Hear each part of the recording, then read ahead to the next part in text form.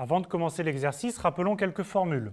Si on prend deux ensembles A et B finis et disjoints, c'est-à-dire que l'intersection est vide, alors le cardinal de l'union, c'est la somme des cardinaux.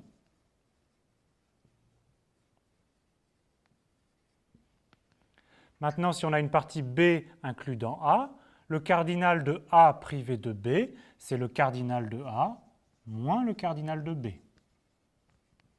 En fait, c'est la même formule qu'au-dessus. Maintenant, si je prends A et B des ensembles finis quelconques, l'intersection peut être vide ou non.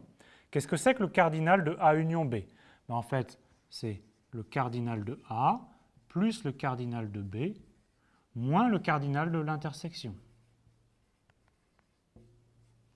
D'accord? Cette formule est à savoir. Et on peut faire la preuve assez rapidement. On va décomposer A union B sous la forme suivante. On écrit que A union B, c'est d'abord A auquel on retire A inter B. Ensuite, on rajoute B auquel on retire aussi l'intersection. Et enfin, on rajoute l'intersection qu'on a retirée aux deux. Donc ça revient à regarder la décomposition suivante en trois parties. D'abord cette partie rouge ici qui est A privée de l'intersection, la partie bleue qui est B privée de l'intersection, et enfin l'intersection ici A inter B. Maintenant, on applique les formules qui sont ci-dessus. Le cardinal de A privé de A inter B, c'est donc le cardinal de A moins le cardinal de l'intersection. Même chose ici, le cardinal de B moins le cardinal de l'intersection. Et il nous reste à rajouter le cardinal de l'intersection.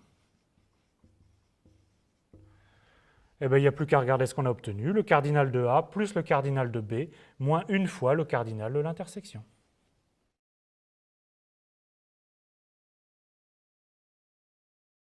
Maintenant, il va être facile de calculer le cardinal de A delta B, qui est par définition A union B, auquel on retire l'intersection. Donc sur le dessin, l'ensemble A delta B correspond à la partie qui est dans A ou dans B, mais qui n'est pas dans l'intersection. Alors on va appliquer les formules qu'on a vues précédemment. Le cardinal de A delta B, par définition, c'est le cardinal de A union B privé de A inter B. Ceci, on a bien que A inter B est inclus dans A union B, donc c'est bien le cardinal de A union B moins le cardinal de A inter B. Et on applique la formule de cardinal de A union B, qui est donc le cardinal de A plus cardinal de B moins le cardinal de A inter B, mais on en avait déjà un, donc moins deux fois le cardinal de A inter B.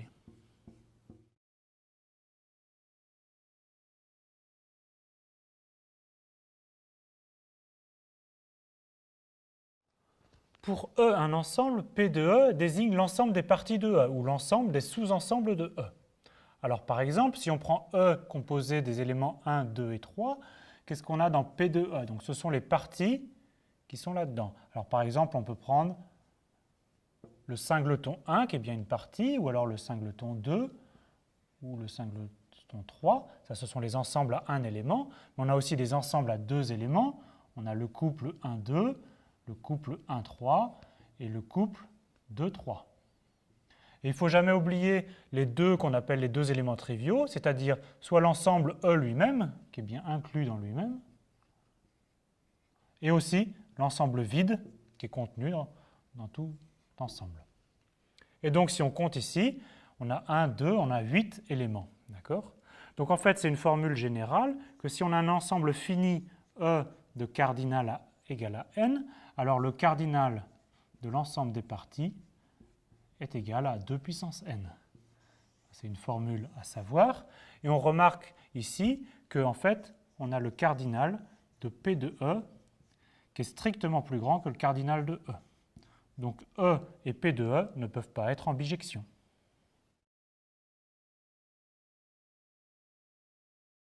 Le fait que E et P de E ne soient pas en bijection dans le cas des ensembles finis découle aussi d'un fait beaucoup plus général, qui est en fait le théorème de Cantor. On prend E, un ensemble quelconque qui peut être fini ou infini.